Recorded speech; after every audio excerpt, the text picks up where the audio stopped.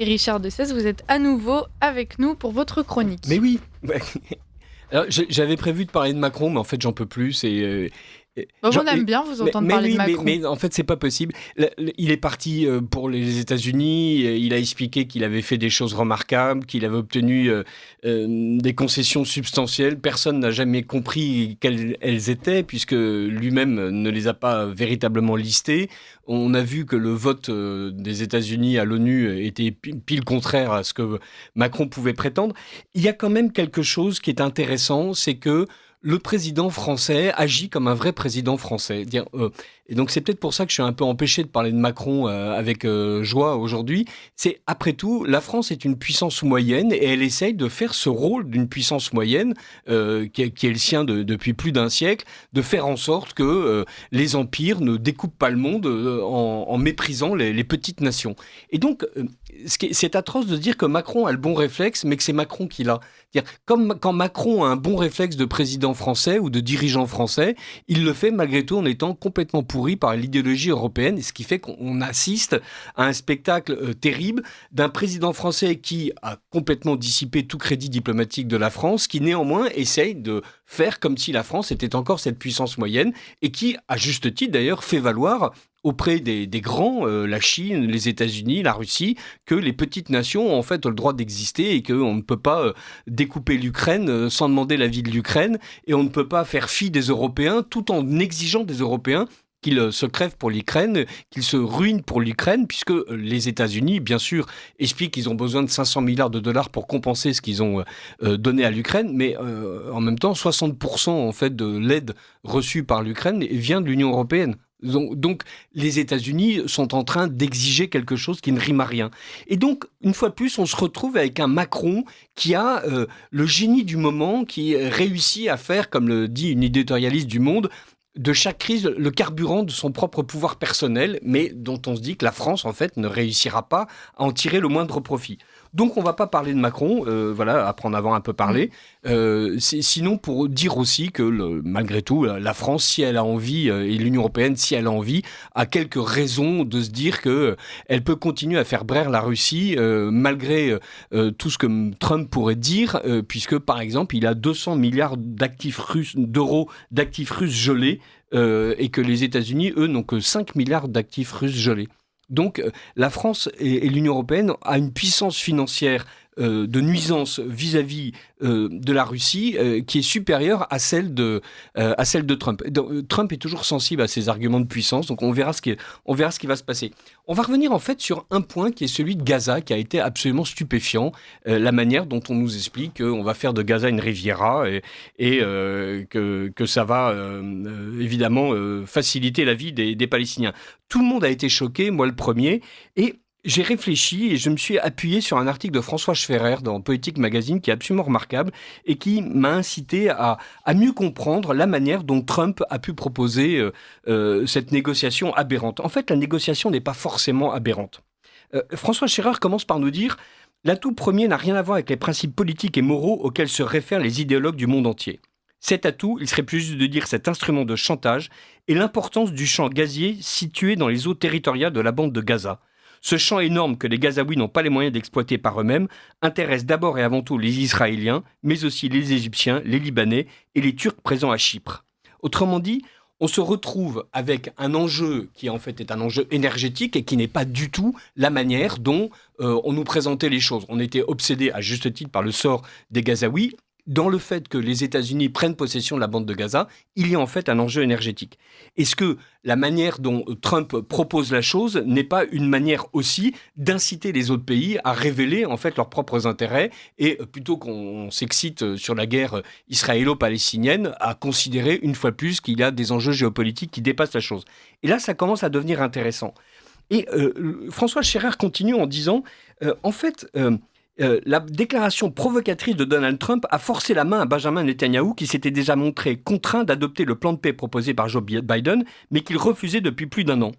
Et en fait, l'hypothèse de François Schferrer est de dire Biden n'avait pas réussi à forcer la main à Netanyahou, Trump le fait en dépassant Netanyahou par sa droite. Selon le média italien Piccolo Notte, le président américain a voulu montrer à Netanyahou, en le dépassant sur sa droite, que sa politique n'était pas réaliste. Immédiatement après cette provocation, la Maison-Blanche a publié un communiqué pour dire que le président américain soutiendrait Netanyahou dans tout effort visant à rapatrier les otages. Et en fait, voilà Netanyahou contraint d'abandonner d'une certaine manière sa guerre à outrance contre le Hamas, et il a en main une négociation un peu bizarre. Ou vous cessez définitivement le feu, ou les États-Unis ne vous soutiendront plus inconditionnellement. Et donc ça, on commence à se dire, mais peut-être que Trump est bien conseillé. Peut-être que ce constructeur de casinos a fini, pour son deuxième mandat, par s'entourer de véritables diplomates. Au-delà du côté provocateur, le message du président Trump à l'égard du Premier ministre israélien peut donc sembler assez fort. Qu'en est-il du côté des pays arabes ? Eh bien, il est important de noter qu'il a, dans le même temps, Trump, dépêché un envoyé spécial en la personne de Steve Witkoff pour demander aux pays arabes un plan alternatif pour Gaza. Et donc, peu à peu, en prenant du champ, en abandonnant le côté délibérément provocateur de Trump, on a l'impression que les Égyptiens et les Jordaniens ont entrepris en fait un véritable dialogue auquel ils cherchent à intéresser les autres États arabes. Donc peut-être que Trump, qui avait déjà réussi, on l'a noté lors de son premier mandat, à embarquer l'Arabie saoudite, est peut-être en train de réussir à nouveau à faire en sorte que les États arabes s'intéressent véritablement au sort des Palestiniens plutôt que de les laisser crever à Gaza et en Cisjordanie, et qu'il est peut-être aussi en train de contraindre Israël à ne pas considérer que Israël est entièrement maîtresse chez elle et qu'il y a en fait un équilibre de la région qui ne dépend pas uniquement du bon vouloir de Benjamin Netanyahou.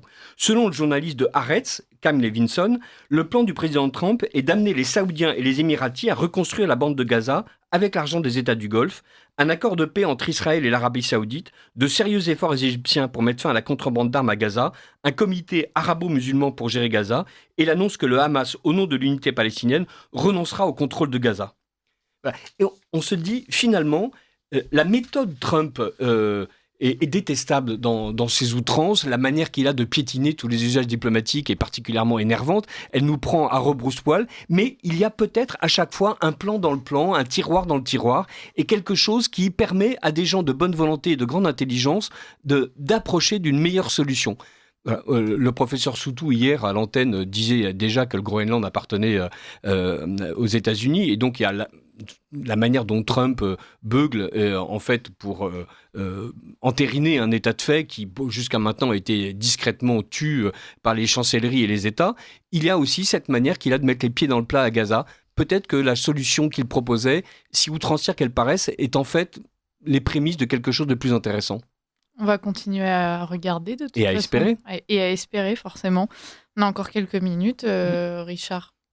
Non, on a encore 2 minutes. Continuez à nous parler de Donald Trump et à ses futurs plans. Puis sinon, on peut à nouveau reparler d'Emmanuel Macron. Non, on va reparler d'Emmanuel Macron. Et je suis toujours stupéfait de la manière dont, pour lui, l'international est sa planche de salut nationale. Oui, mais en même temps, il se débrouille très mal à l'international. C'est ça, le paradoxe. Il se débrouille comme un manche à balai. Et en même temps, une fois de plus, il est intéressant qu'un président français joue ce rôle de puissance moyenne, mais il est évidemment aberrant que ce soit Emmanuel Macron qui a totalement discrédité l'action de la France à plusieurs moments. Je veux dire, voilà, depuis 2017 et son discours de la Sorbonne, en fait, il n'a cessé que d'être le contre-exemple de ce qu'il avait lui-même proclamé.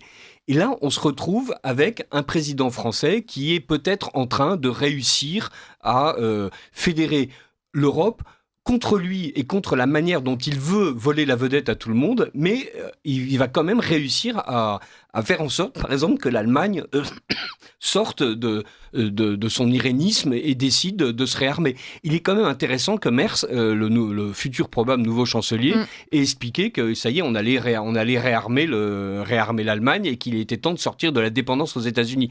On a l'impression que avec l'isolationniste Trump, on se retrouve avec un président français qui va enfin pouvoir prétendre avoir amené les Européens là où il voulait les emmener, mais par des détours et des biais qui ne sont absolument pas ceux qu'il avait prévus, et il va réussir à faire en sorte que l'Europe se fasse, sauf que, évidemment, une fois de plus, l'Europe se fera contre la France. Voilà, la France a ruiné son industrie militaire, la France a abandonné toute volonté de puissance industrielle, elle ne va pas reconstituer son outil rapidement. Le professeur Soutou le disait aussi hier, voilà, il faut 10 à 15 ans pour reconstituer une armée, une puissance militaire. La France, pour le moment, a juste les moyens d'ennuyer les autres et de faire cocorico grâce à Macron, je ne pense pas que la France retirera le moindre profit de l'action d'Emmanuel Macron. Une fois de plus, c'est très dommage que ce soit lui qui mène cette juste cause.